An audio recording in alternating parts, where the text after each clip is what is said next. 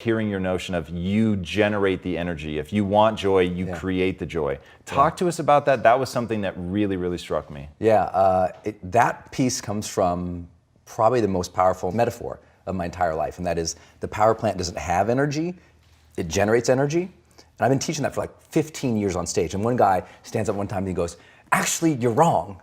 At my event, there's 2,000 people at my event. He goes, well, you're actually wrong. I'm like, oh, how am I wrong? He says, well, a power plant doesn't generate energy. What it does is it takes energy from one source, upgrades it, so transforms the energy, then stores it and transmits it. So it's really transforming energy from one sort of location or one type of energy to another. Right. And I love that metaphor because I felt like that's my job. So much of my life is helping people reach another level of energy. Because if you don't reach another level of energy, you can't serve at another level. If you don't reach another level of energy, you can't feel better, be happier, be a better spouse. It's like everyone says, I want that next level, but they don't understand energy is the requirement to get there. And when we measured energy in our studies, we were talking about really mental energy, emotional energy, and physical energy. And it was a huge turning point in my life when I started realizing these things because, that whole thing that we as entrepreneurs, we want to wait for maybe one day I'll feel energized, or maybe one day I'll feel joy, right. Or maybe one day I can have fun after, all the money's in the bank and, you got the house or the cars or the money or the stuff. And then people go, then I'm going to be really a fun person. It's like, no, if you're not a fun person when you're broke, you're not going to be that much more fun when you're rich. And I think that people have to learn to bring the joy. It's one of our little taglines on our shirts, right? Bring the joy. And that says, you don't have joy, just like I don't think people have happiness. I don't think people have sadness either. I think that we are generating the emotions and the feelings that we experience in life. And as soon as we own that responsibility, life gets really fun because now we can choose it. And I'll give you an example. Last night, I spoke to 12,000 people on stage here in LA at the convention center. And it was terrifying because Pitbull was opening. I'm backstage and I feel the cortisol dropping. I feel myself getting tense. Pitbull talks for me like 10 minutes and then he does a 4-song set. Whoa. Okay. When he finishes 4-song set, I got to come and hit the stage and do 90 minutes. And I'm backstage and the emotion of my life at that moment is terror, is stress because do they have my video? They don't have the video, the keynote's not working, all this other stuff is going on. I mean, it was just like really intense. But when I hit that stage, I'm responsible for my emotion and my feelings. Feelings come up to people. So of course I have anxiety in that moment. I'm kind of freaked out. I have to, in that moment, determine the feeling that I'm after. And we talk about that in the book, is that we have to determine the feeling that we are after and live into that feeling, not hope it lands on us. And that's when someone starts getting real mastery in life. Because I knew I had hit that stage and there couldn't be the stress on me. There couldn't be the anxiety on me. I had to bring joy at a stage at level 10x.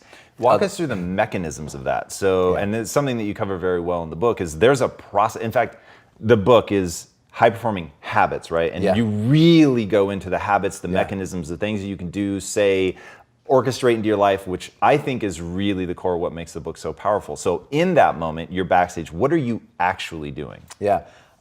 First, I'm closing my eyes and say, where is this emotion coming from? And I realized in my mind, it was like, oh, it's because I'm thinking I have to go follow Pitbull. And that's where people fail in life. Oh, well, my Instagram's not like hers, or, I'm not as famous as him. We have all these comparisons that cause us cortisol or anxiety, that shut us down, and then we stop performing our best because we're trying to follow somebody versus just go do our thing. So I identified that's where I'm at. Okay, what's that causing? That's causing that cortisol adrenal drip that I don't want right now. So what do I need to do? And the fastest ways to get yourself back is usually, breath and movement. So I teach this program, High Performance Academy. It's like one of the crowd favorites. On day 3, we have 2,000 people there, and about 40% of the audience is international. So day 3, their jet lag is just whooping them, right? And it's predictable. I know exactly about 1 in the afternoon, day 3, they start bonking. So I do this breath scaling thing where I teach them to breathe in through their nose, like they're breathing in the ocean, like, and then breathe out. Okay, and that's kind of the top level. So we just start breathing normal, and it gets more and more and more and more and more and more intense until you're at the top, and it's literally like. I sustain that for like 60 seconds. And what it is, it's like a hit of like oxygen, like cocaine to the brain for oxygen. And what Do you it start also getting has- lightheaded or anything? No, because I've done it so much, right? I don't push myself to get lightheaded. I push myself to fully oxygenate the body. But what you do, as soon as you do that, and the most important thing is, for those who are going to try this at home, you scale up to it, then you scale down to find your regular breath again. And you need to not be standing there with your knees locked. And if you ever feel dizzy, sit down. But I do that, and all of a sudden you feel an incredible amount of energy in your body. Your mind just goes super sharp. And the added benefit of that much oxygen intake lowers cortisol. That's interesting.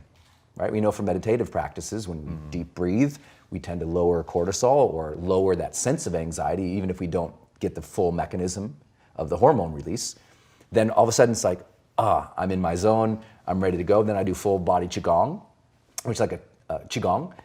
A cupping activity in Qigong is basically like you're padding up 1 inch at a time on different parts of your body like this, all over. So you do your arms, your legs, your back. And what that's doing is opening the meridians in your body.